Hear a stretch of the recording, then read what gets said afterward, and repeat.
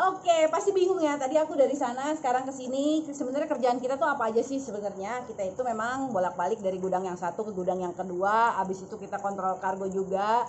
Setelah itu kita juga restock barang juga dan ganti-ganti supplier. Kalau seandainya memang suppliernya bagus seperti yang ini kita udah restock berapa kali? Tiga kali pengiriman ke Indonesia, dan ini melalui supplier yang sama. Tetapi kalau misalnya ada komplain atau misalnya barangnya yang kita terima sampai di Indonesia itu kurang bagus, kita bisa ganti-ganti supplier seperti itu. Jadi di sistem itu semuanya udah ada di situ. Jadi kalau misalnya kita mau ganti supplier atau misalnya ini stok barangnya udah mau hampir habis nih, gimana caranya? Kita ganti supplier atau kita meneruskan kembali atau kita restock, kita pre-order lagi ke dia gitu, seperti itu. Nah, ini dia, ini barangnya nih yang ini ya. Jadi buat teman-teman yang udah order ini untuk holder handphone keren banget yang lagi ngehits juga ini. Jadi kita emang jualannya barang-barang ngehits gitu, dan stoknya memang kadang-kadang suka habis, karena kalau udah habis berarti kita ganti model baru atau ganti supplier baru seperti itu. Nah, ini handphone ya, jadi cocok banget nih yang buat lagi belajar online, yang biasanya anak-anaknya lagi pada belajar online. Ini seperti ini barangnya, kelihatan nggak? Asik kan? Jadi ini bisa naruh tablet juga, bisa naruh handphone juga, dan ini bisa ditinggiin lagi seperti itu. Kalau mau lebih rendah dia bisa, kalau mau lebih maju dia bisa, kalau misalnya ini kurang naik dia bisa. Jadi ini asik banget kalau kamu bikin video atau kamu lagi video call, ini dibikinnya banget, dan ini suppliernya terpercaya. Nah, aku suka ini, dan ini adalah salah satu barang titip import ya. Kenapa kita melakukan titip import? Karena memang kita sama-sama di sini ya, kerjasama dengan supplier dan teman-teman juga di sini untuk MOQ atau minimal order quantity-nya itu tercapai. Jadi kan setiap pabrik itu kan beda-beda ya, ada yang MOQ-nya 500 pieces, ada yang MOQ-nya 100 pieces. Nah, kita gimana caranya supaya kita bisa sama-sama memenuhi persyaratan tersebut. Jadi notabene harganya ini lebih murah per piecesnya hitungannya kalau sudah sampai di Indonesia. Jadi seperti itu. Nah, jadi banyak yang tanya ya, banyak banget pertanyaan-pertanyaan yang kali ini aku bikin videonya, kenapa kita punya program titip impor. Jadi titip impor itu apa sih dan gimana caranya?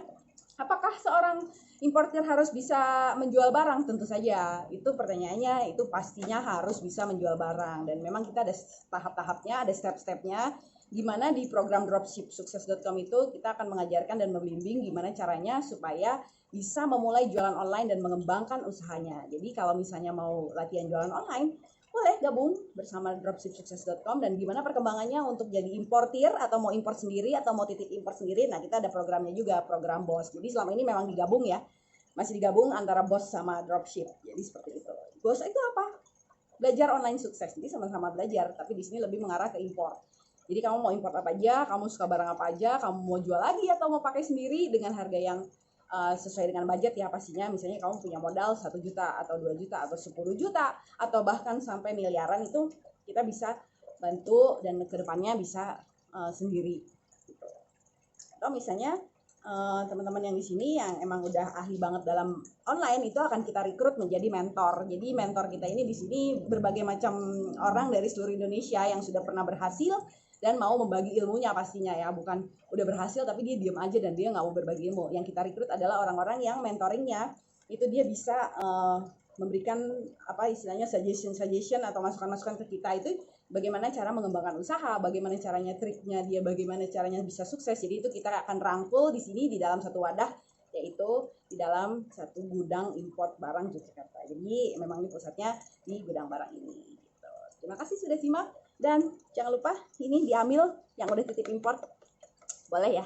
Ini pasti harganya lebih murah dari marketplace, itu yang pertama. Yang kedua, memang kita saingannya dalam marketplace. Gimana caranya kita lirik kiri, lirik kanan, dan menjiplak serta meniru dan memodifikasi. Jadi semuanya itu tergantung sama toko yang akan kita bangun. Gimana caranya bangun toko, gimana caranya memulai usaha di marketplace, dan bagaimana sekarang udah dunianya online ya. Kalau offline itu mungkin lebih ke COD, tapi kita akan mengusahakan gimana caranya bisa COD di tempat yang aman dan nyaman, kamu pelayanannya bagus, dan pastinya menarik banget di sini. Bakal banyak lagi pembahasan kita ya.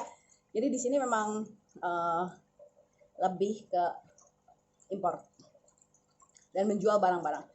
Di dropship itu memang dikasih data supplier yang masih aktif yang bisa bekerja sama untuk kamu bisa menjadi dropshipper. Apa itu dropshipper? Jadi menjual kembali barang orang lain dan meningkatkan nilai harga dari suppliernya. Misalnya kamu dapat data supplier, kamu ngambil dari supplier yang satu harganya 1.000, kamu jual lagi 15.000, kamu udah untung 5.000. Jadi untuk satu orderan kamu untung 5.000.